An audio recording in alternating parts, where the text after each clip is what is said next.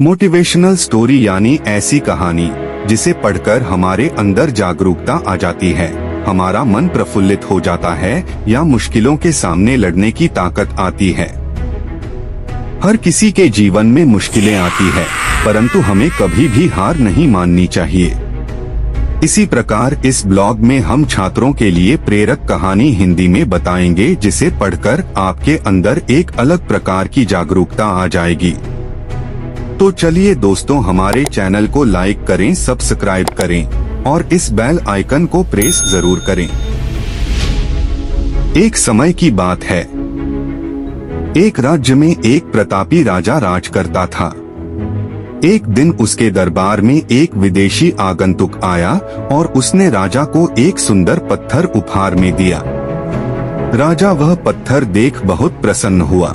उसने उस पत्थर से भगवान विष्णु की प्रतिमा का निर्माण कर उसे राज्य के मंदिर में स्थापित करने का निर्णय लिया और प्रतिमा निर्माण का कार्य राज्य के महामंत्री को सौंप दिया। महामंत्री गांव के सर्वश्रेष्ठ मूर्तिकार के पास गया और उसे वह पत्थर देते हुए बोला, महाराज, मंदिर में भगवान विष्णु की प्रतिमा स्थापित करना चाहते हैं।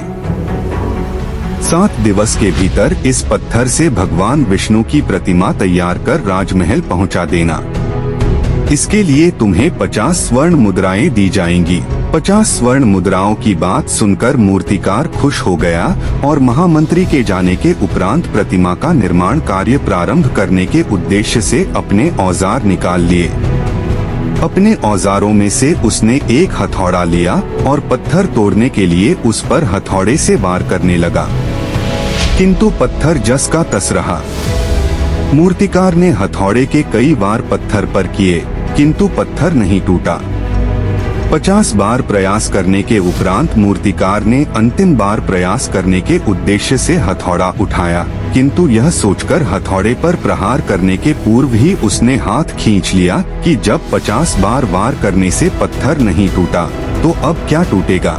वह पत्थर लेकर वापस महामंत्री के पास गया और उसे यह कह वापस कर आया कि इस पत्थर को तोड़ना नामुमकिन है, इसलिए इससे भगवान विष्णु की प्रतिमा नहीं बन सकती।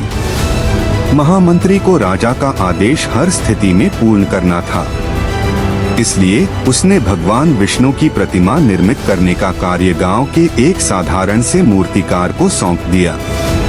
पत्थर लेकर मूर्तिकार ने महामंत्री के सामने ही उस पर हथौड़े से प्रहार किया और वह पत्थर एक बार में ही टूट गया।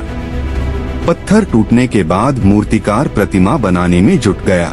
इधर महामंत्री सोचने लगा कि काश पहले मूर्तिकार ने एक अंतिम प्रयास और किया होता तो सफल हो गया होता और 50 स्वर्ण मुद्राओं का हकदार बनता।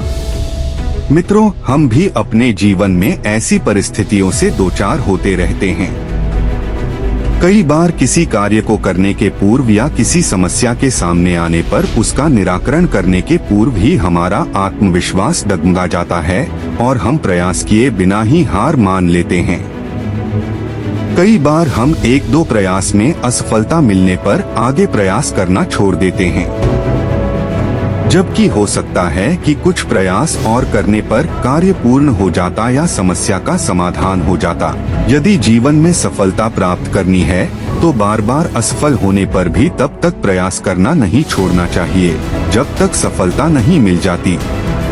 क्या पता जिस प्रयास को करने के पूर्व हम हाथ खींच ले वही हमारा अंतिम प्रयास हो और उसमें हमें कामयाबी प्राप्त हो जाए।